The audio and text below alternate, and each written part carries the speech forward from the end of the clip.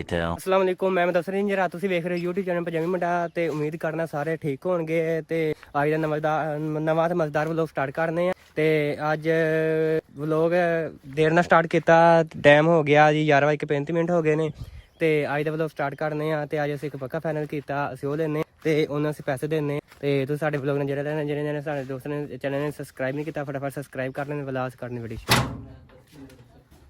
ਨਾ ਵੀਡੀਓ ਬਣਾਇਆ ਆ ਜਾਓ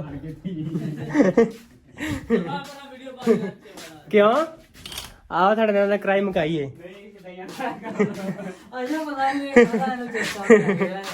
ਆ ਜਾਓ ਤੂੰ ਬਣਾਈ ਜਾ ਜਿੰਨੇ ਮਰਜ਼ੀ ਵੀਡੀਓ ਰੁਪਈਆ 1000 ਤੁਹਾਡੇ ਘਾਟੇ ਚ ਆ ਗਿਆ। ਕਿਉਂ ਪੈ ਗਿਆ? ਮੈਂ ਤੁਹਾਨੂੰ ਦਵਾਂਗੇ ਉਹਨੇ ਗਿਣ ਗਿਣ ਕੇ।